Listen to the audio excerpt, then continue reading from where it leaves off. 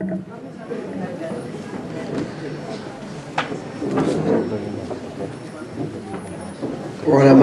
Waqar, Janab Sajid Manzoor Sahib,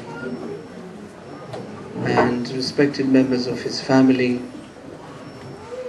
and all my brothers and sisters, Assalamu alaikum wa rahmatullahi wa barakatuh. Alhamdulillah, Allah has been very kind that He has given us the opportunity of spending a few moments in doing His zikr and the zikr of His beloved Prophet sallallahu, alaihi, wasallam. I was going to spend a few moments with you longer, but unfortunately I have to leave straight after my Hazri. But inshallah Aziz, I hope that with my contribution and with the contribution of the ulama who will come after me, and with your contribution for being here, that may Allah use this occasion to be the source of salvation for us on the Day of Judgment. Before I begin, I believe you're all devotees of the Prophet, yes or no? Are you sure? So, let us not be shy in sending durood and salam upon the Prophet. This is why we're here. You know, when we go to these matches, we shout our team's name, and we shout for Pakistan, or we shout for Manchester United. I'm not sure if Watford do play football, but do. Oh, you do? MashaAllah. Okay. Now, I'm not going to say, MashaAllah, you have a very good football team as well. But I'm sure when you go to the football match, they're all shouting, Watford, Watford. Today, we are the fans, we are the ummatis of the Prophet sallallahu, alaihi wasallam. And the way we shout is not by, raising our voice and making a noise. We shout, and we, from the bottom of our heart, we decide durood upon the Prophet sallallahu alaihi wasallam. So let us do that together, all of us, with love and affection for our Prophet sallallahu alaihi wasallam, because this mehfil is dedicated to him and to his word. Sallallahu alayka ya Rasulallah.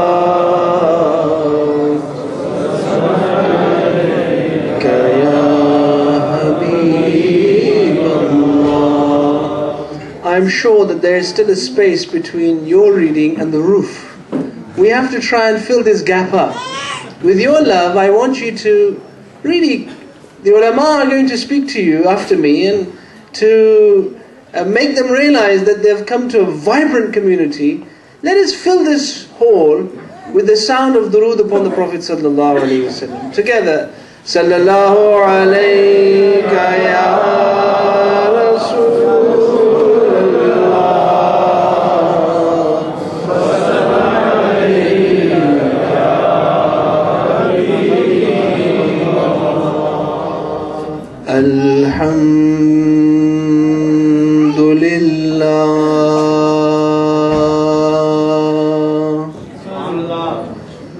Alhamdulillah nahmaduhu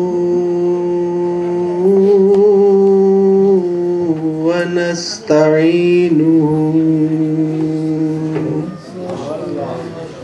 wa nastaghfiruhu wa nu'minu bihi wa natawakkalu alayhi.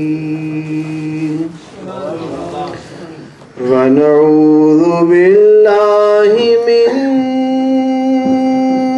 شُرُورِ أَنفُسِنَا وَمِنْ سَيِّئَاتِ أَعْمَالِنَا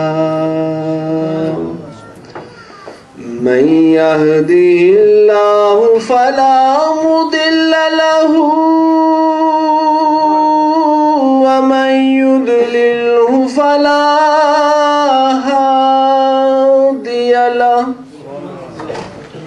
ونشهد أن لا إله إلا الله وحده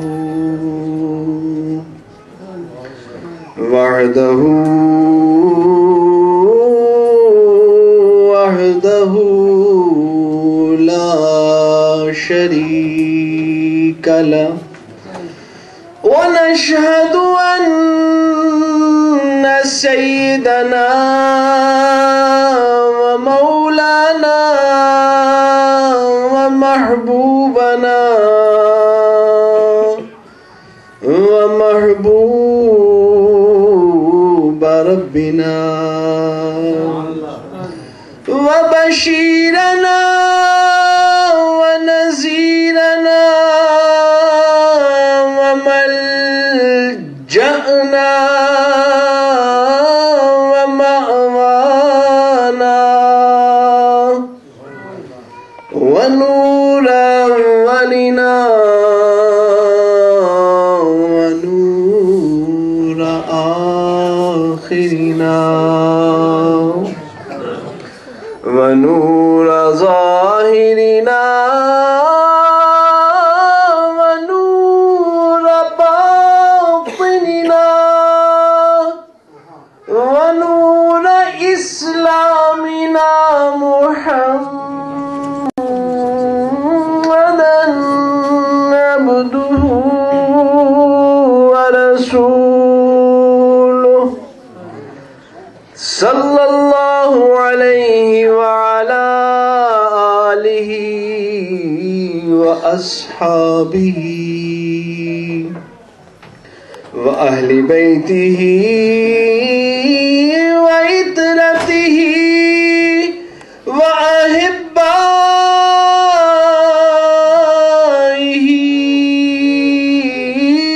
أجمعين. قال الله تبارك وتعالى في القرآن المجيد والفرقان الحميد ربنا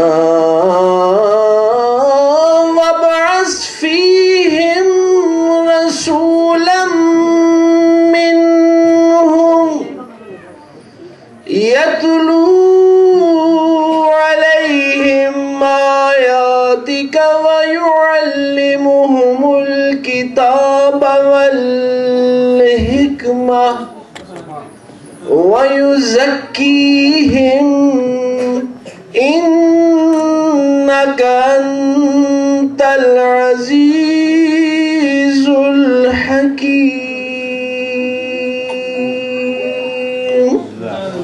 صدق الله العظيم.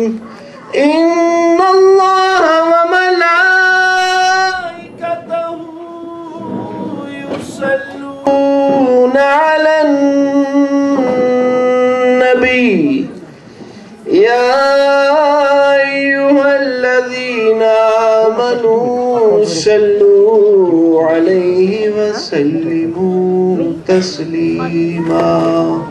اللهم صل على سيدنا مولانا محمد وعلى آل سيدنا ومولانا محمد وبارك وسلم وصل عليه. All praises are for Allah, who has given us the Prophet sallallahu alaihi wasallam as his messenger.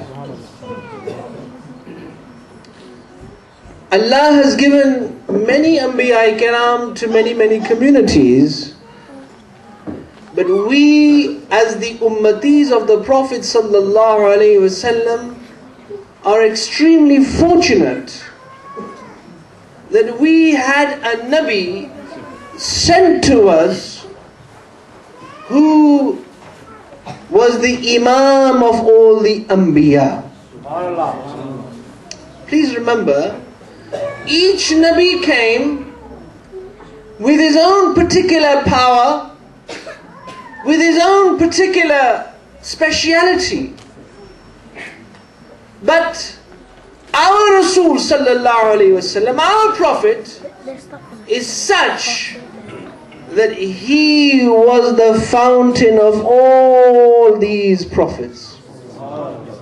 He was the king of all the Anbiya. Him being the Imam is a big topic as well. But just to say one thing here, each prophet was given a speciality, a maqam, a darja. The Quran states, تِلْكَ الرُّسُلُ فَضَّلْنَا بَعْدَهُمْ عَلَى بَعْدٍ مِّنْهُمْ مَنْ كَلَّمَ اللَّهُ وَرَفَعَ بَعْدَهُمْ دَرَجَاتٍ. Say Subhanallah. When you listen to the Quran, you should say Subhanallah. Why? Because you're not praising me, you're praising Allah subhanahu wa ta'ala. تِلْكَ الرُّسُلُ فَضَّلْنَا بَعْدَهُمْ عَلَى بَعْدٍ مِّنْهُمْ مَنْ كَلَّمَ اللَّهُ وَرَفَعَ بَعْدَهُمْ دَرَجَاتٍ. Allah has given darajat to many Anbiya Kiram. Some spoke to Allah, some had the opportunity of sharing their own specialities with Allah subhanahu wa ta'ala. Allah gave them titles. Hazrat Adam alayhi salam was given a title of Adam Safiyullah. Hazrat Noor alayhi salam was given a title Noor Najiyullah. Hazrat Ibrahim was given a title Ibrahim Khalilullah. Musa alayhi salam was given a title Musa Kalimullah. Isa alayhi salam was given a title Isa Ruhullah. But when it came to our Prophet sallallahu alaihi wasallam, his title was, he was Muhammad Habibullah sallallahu, the most beloved of Allah.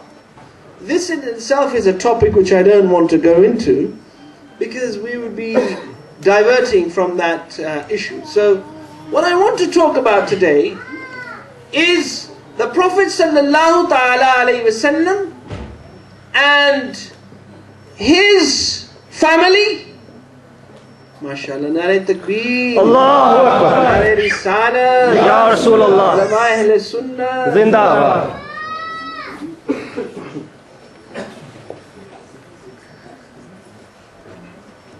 The Prophet sallallahu alaihi wasallam,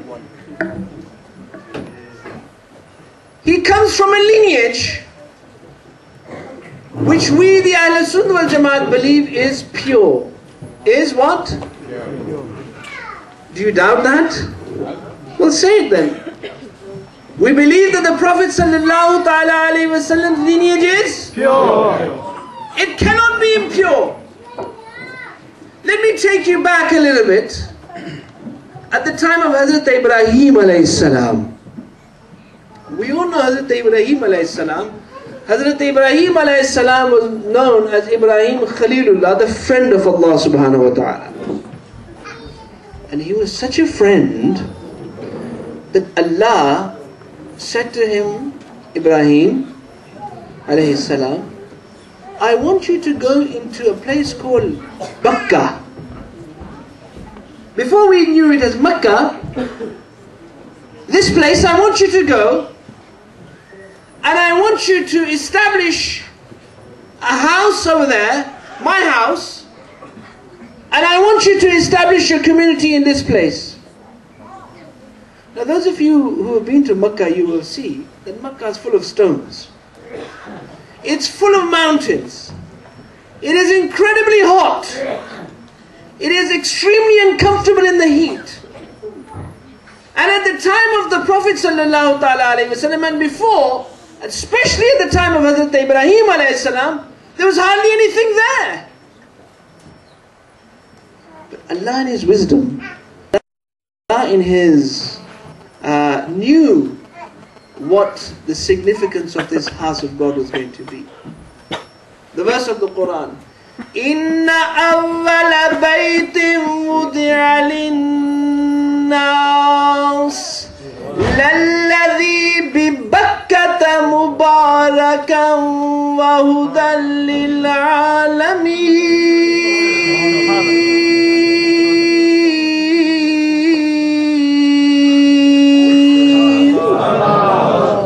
This house in Makkah is a glorified house. Hazrat Ibrahim alayhi salam is asked to establish his community around this place where there is no water. It's barren land. But Hazrat Ibrahim is asked, we want you to establish this house, my house, in this place. And again, I'm not going to go into the history of what happened and how the community was established and all these other issues. But I just want to mention this to you very importantly, because we can all relate to Makkah Mukarramah. Hazrat Ibrahim alayhi salam, when he built the Baytullah, that stone, those 4 walls which we follow the direction of when we read our prayer, when he built that stone, that house with Hazrat Ismail alayhi salam, do you know when you do something good, you are supposed to do dua afterwards. Like today, you've all gathered here today, you've come to this program, you're going to be listening about the Prophet, you're going to be remembering Allah subhanahu wa ta'ala, and then right at the end you'll do dua. Ya Allah, accept our offering today. You're going to do that, right? Yes or no? Yes. Can you up? People at the back, yes or no? Of course you are. Similarly, Hazrat Ibrahim alayhi salam did dua. Allahu Akbar. You know, when he finished constructing the Kaaba, he did dua. And his dua, what was his dua? Ya Allah, I have done what you have asked me to do. Ya Allah, I have done what you have asked me to do. I want to do a dua after the building of this Kaaba. Would you like to listen to the dua? Rabbana taqabbal minna innaka antas sami'ul alim.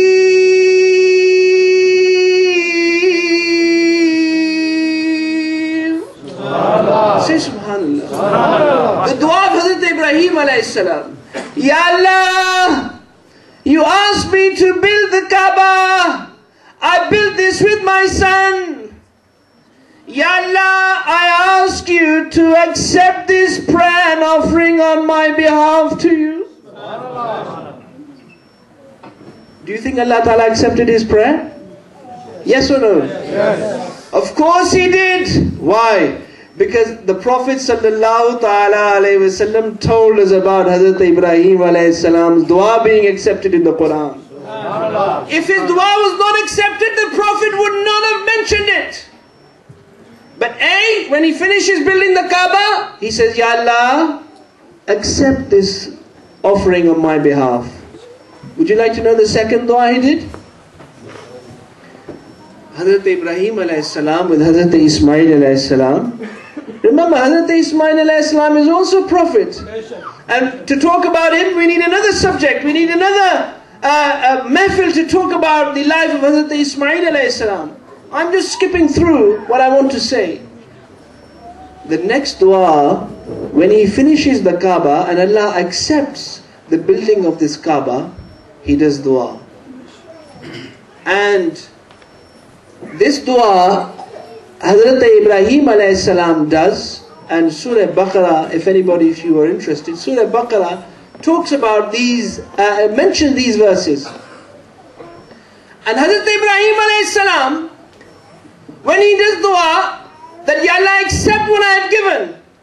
But the second dua that he gives to Allah, offers to Allah, Ya Allah, I ask you, I have built this Kaaba, I have built this house of Allah. Ya Allah, I hope you accept it, but my dua is, Ya Allah, make me and my son a Muslim. Ya Allah, make me and my son a Muslim.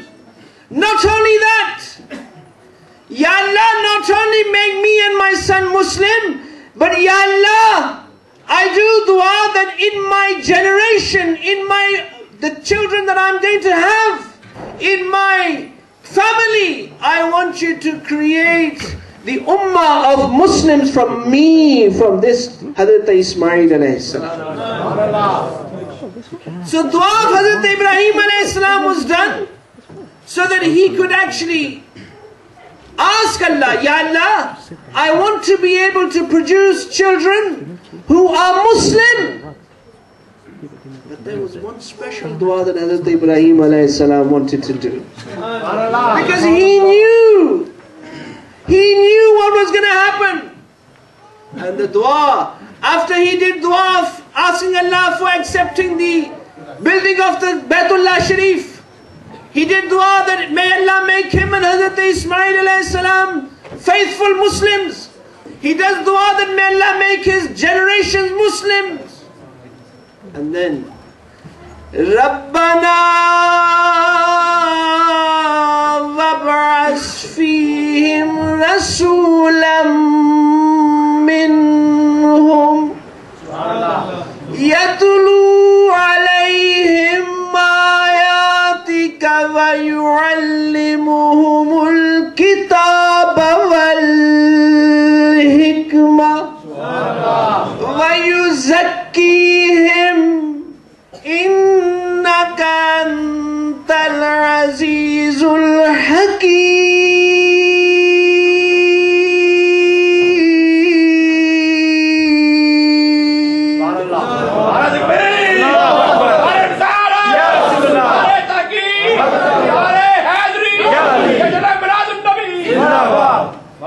Rabbana wab'as fihim rasulam minhum.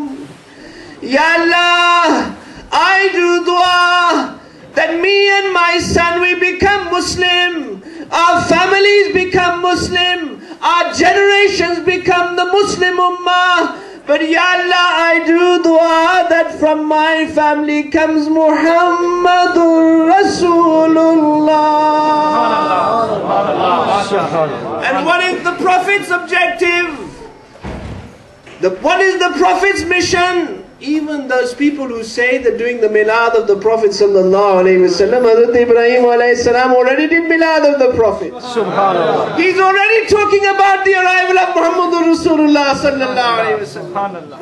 Ya Allah, I have built this house for you. My dua is that make this Prophet Muhammadur Rasulullah from my family. This is why Hazrat Ibrahim alayhi salam is known as the grandfather of Rasulullah sallallahu alayhi wasallam. And it is because of his dua, Allah accepted his dua, that Hazrat Ismail alayhi salam is also regarded as one of the grandfathers of the Prophet sallallahu alayhi wasallam. And our iman is this, that from Hazrat Ibrahim alayhi salam up till Hazrat Abdullah and Sayyidina Amina radiyallahu ta'ala anha, the Prophet sallallahu ta'ala alayhi wasallam's family is pure. There is no question about it. The Prophet sallallahu ta'ala alayhi wasallam's family, his genealogy, if you follow the line from Hazrat Abdullah all the way to Hazrat Ibrahim alayhi salam, you will see that these were the people who were the real Muslims. And you know something else? You know Allah in His wisdom, Allah is amazing. Allah wants us to remind ourselves of Hazrat Ibrahim alayhi salam. You know, so much that even today when we read namaz, Allah wants us to remember Hazrat Ibrahim alayhi salam. How would you say that is possible? Well, don't you in your namaz, when you everybody says Rabbi ja'alni muqim as-salat wa min zurriyati Rabbana wa taqabbal dua Rabbana ighfirli wa li walidayya wa lil mu'minina yawma yaqumul hisab. The dua of Hazrat Ibrahim alayhi salam, Ya Allah, make me a namazi and make my children a namazi. Zurriyati, Ya Allah, give us the opportunity. Hazine Kiram, when the dua is accepted in the majesty of Allah subhanahu wa ta'ala, then at that point, which dua is accepted, even to the extent that today, when you go to do Umrah or Hajj, your Umrah and your Hajj cannot be complete until you do not acknowledge Maqam Ibrahim, where Hazrat Ibrahim alayhi salam's footprints are present. And we believe that if you want to complete your Umrah or your Hajj, you have to go and recite 2 rakat nafal over there, unless otherwise your Umrah will not be completed. And why? Because it is at that place that Allah accepted the dua of Hazrat Ibrahim alayhi salam. The topic is immense. We can talk about the Prophet sallallahu alaihi wasallam's family, but today the starting point is this. We must understand that the Prophet sallallahu alaihi wasallam's family is pure. His wives, inshallah you will hear from the ulama, they will tell you about the Prophet sallallahu alaihi wasallam's family. But I just want to mention to you, in the day and age that we live, the way the Prophet sallallahu alaihi wasallam conducted his life. Today we talk about giving rights to women. We talk about the fact that women have no rights in Islam.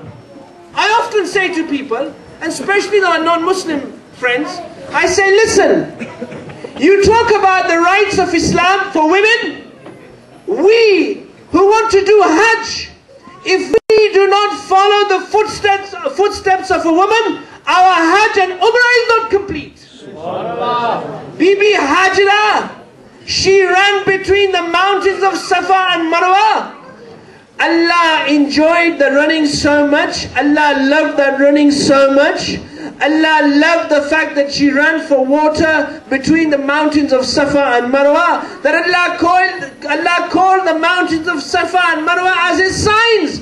And he said, and he made it incumbent upon all Muslims, if you want to complete your Umrah, if you want to complete your Hajj, then you must also follow. Allahu Akbar.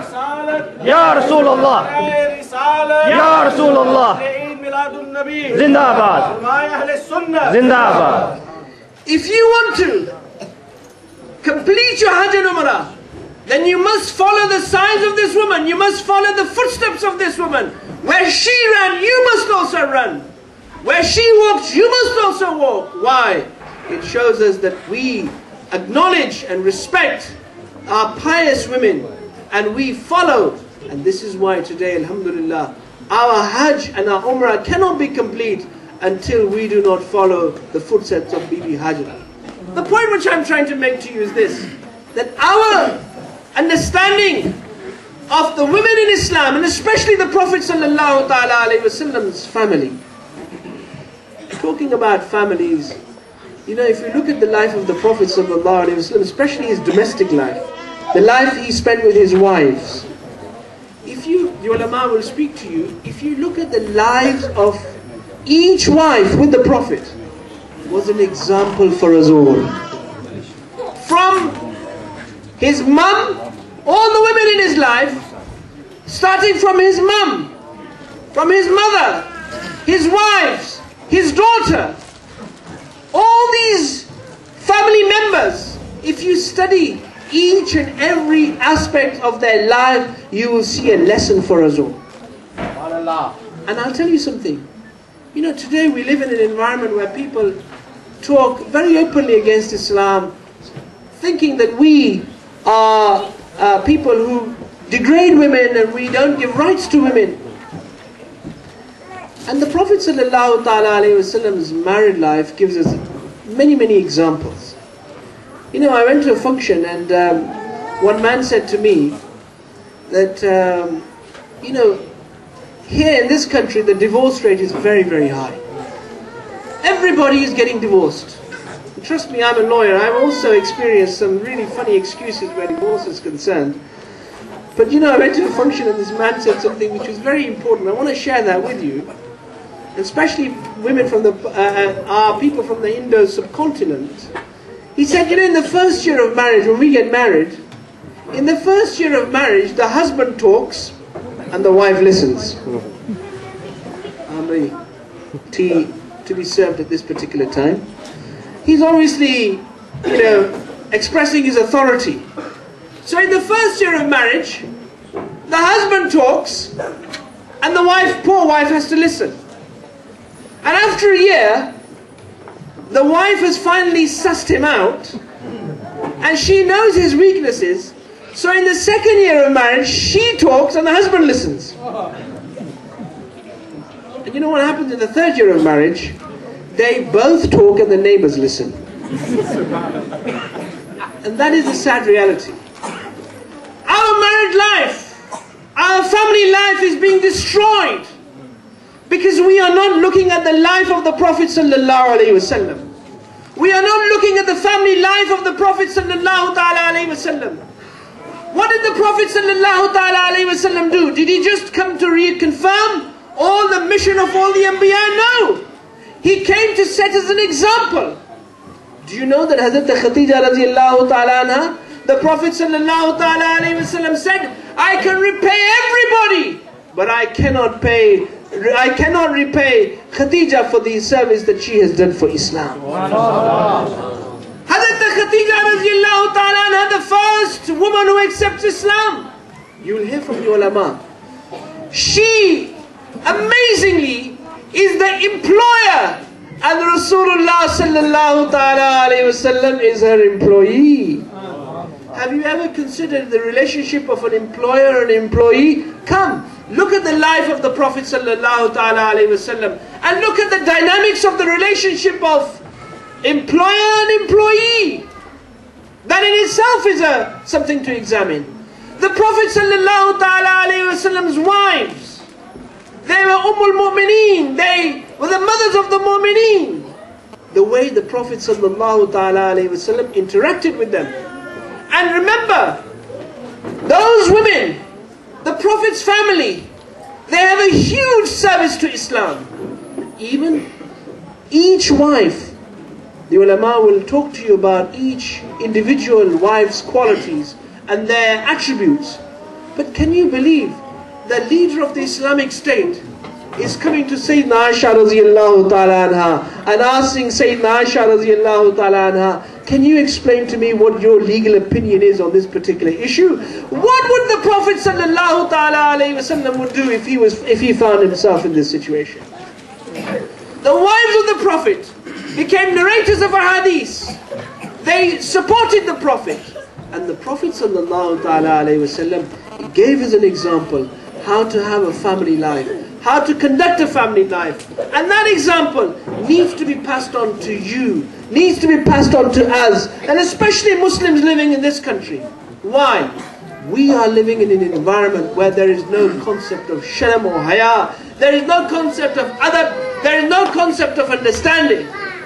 And we believe by adopting the life of the Prophet sallallahu alaihi wasallam and looking and studying his life, you begin to see how the Prophet sallallahu ta'ala alaihi wasallam gelled his community through marriage, how he brought his community together through love, through understanding, through hikmah, through wisdom.